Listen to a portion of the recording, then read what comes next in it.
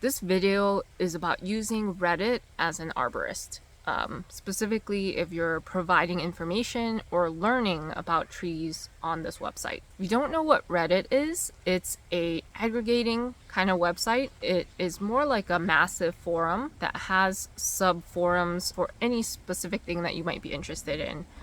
It's anonymous, it's free, and you can read stuff on there whether you have an account or not. But if you don't have an account, you can't comment, you can't save things, you're limited in what you have access to. My understanding is that the demographic of the users is skewed younger, so the chances are pretty high that you're going to run into a client in the future who may have used Reddit to source some information about their trees.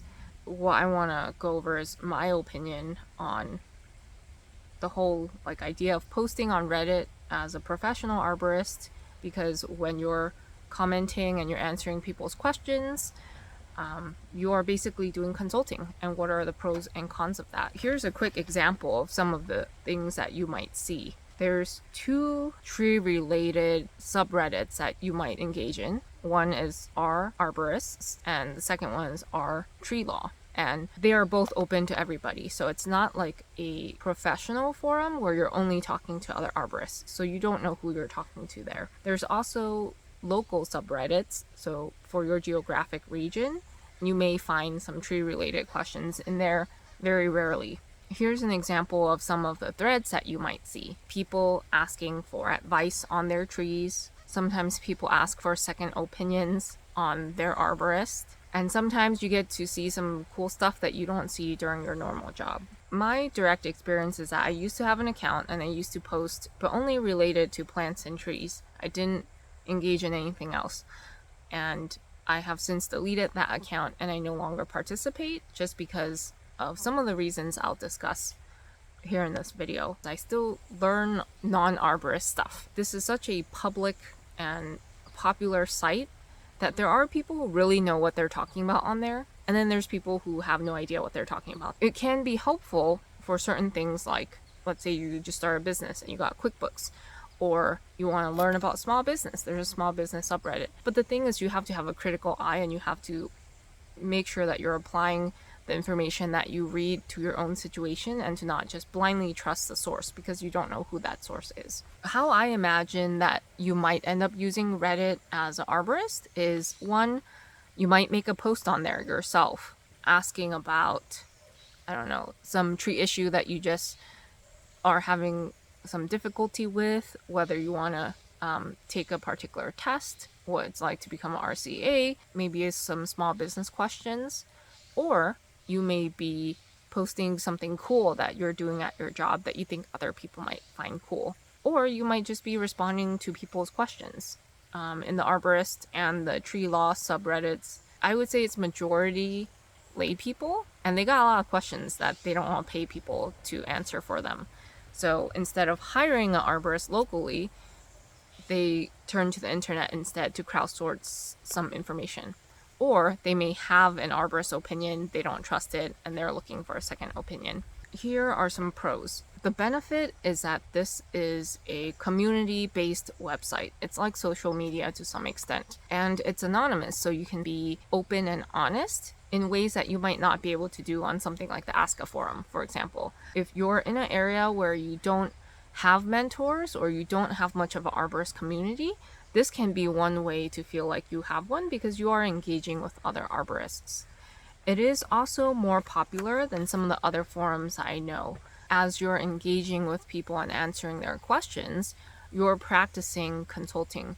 You're practicing, looking at photos, asking questions, making recommendations, and putting it in a written form for the client, who is the person posting about it, for them to understand. And you get direct feedback. So if you write something and they're confused, then you know that you didn't explain it properly, and then you get a chance to try again. You may also be able to guide both other arborists or lay people as to what the next steps are as far as the particular tree problem they have. I've also seen people post about their experiences taking the certified arborist test or various exams, and that's one way of getting some extra information about what you may encounter when you take those tests yourself. And there is a possibility that you will find a client if you continue to provide information by commenting on people's posts and answering questions. It's going to be a little bit more difficult because so much of consulting is based on being in the same place geographically so that you can look at the tree and look at all the different things about it. But if you're someone who has a business model that does virtual consultations, then it may not be that big of a deal. Then there are disadvantages of using Reddit for arboriculture stuff. A lot of this will come from the anonymous nature of the website, which is that when you're posting or commenting, you have no idea who you're talking to. And there are different issues from a client and an arborist perspective. On the client side, they tend to misrepresent information or remember information wrong or be biased. This means that the information that you're operating on and trying to be helpful with is already limited or incorrect, which means that your answer is going to be limited or incorrect. I definitely know that clients misrepresent things because I have seen stuff that I worked on get posted to Reddit. If you're not from that person's geographical area and you have no familiarity with it, that is also a very different problem. In my area, if I'm an hour away from someone, that already changes the tree species and the tree problems, much less someone who is states away, has different species that I'm completely unfamiliar with. And then from the arborist perspective, you don't know which arborist you're talking to. There are plenty of arborists that post regularly that have no issues sharing exactly who they are. They post their arborist numbers, their names, their websites. You still don't know what their background is. Our industry has a lot of overly confident people, and it's easy to fall into the trap of trusting someone because they sound like they really know their stuff. But they're still not at the consulting arborist level of precision. I don't mean that consulting arborists are superior to regular arborists.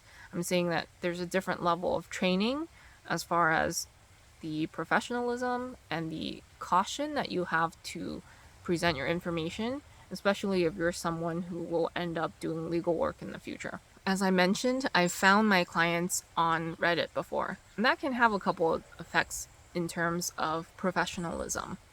One, I expect clients to get a second opinion if they really want to. I have no issues with that, but it's different when you see it directly and you know that they're talking about you. Now there's this extra layer of professionalism when you interact with the client again to make sure that you one, don't bring up anything that they mentioned in their post. Two, there are other people chiming in with their opinions. Again, you don't know if they're arborists.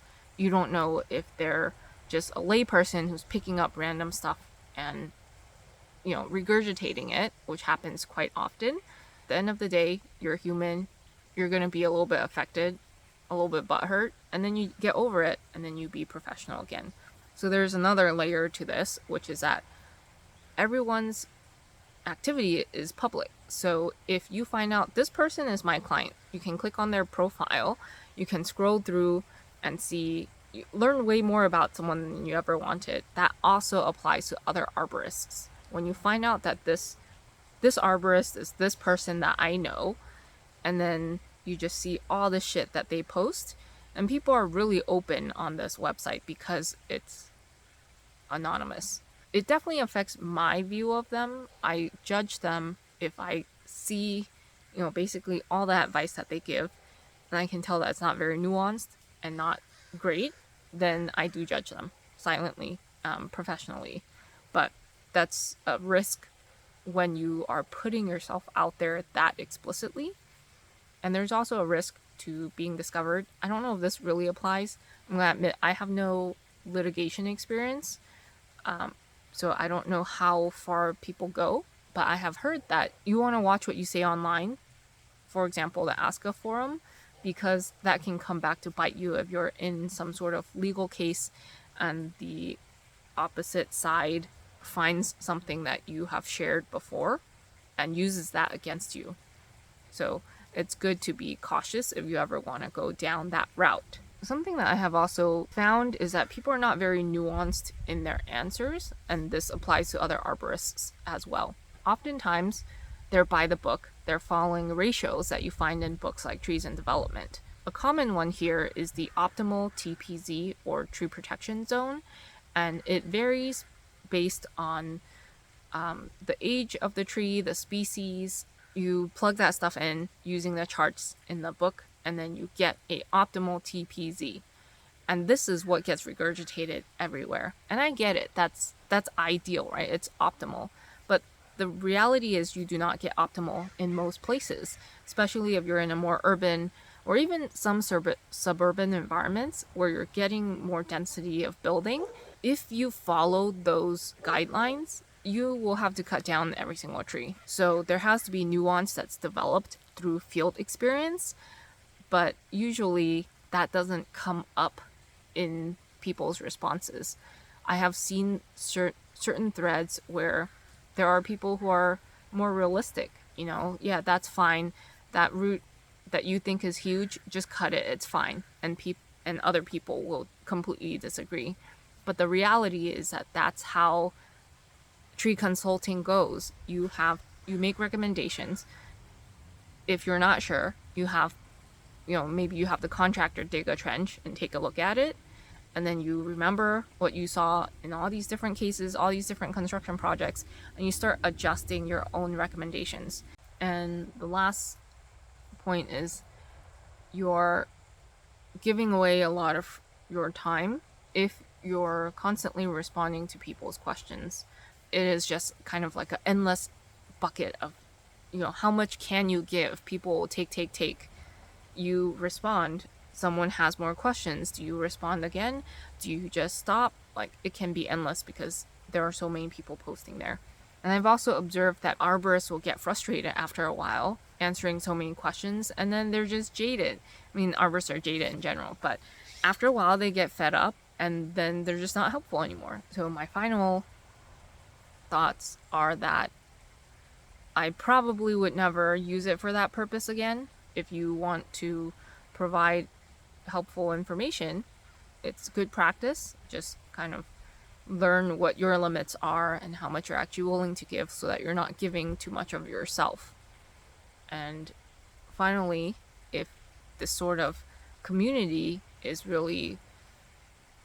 something that you actually want, maybe figure out some avenues of getting that through other means. Conferences, workshops, different networking that you can do so that you can replicate this experience offline as well, both in terms of the connection, the discussions, and mentorship in both directions, mentoring and being a mentee.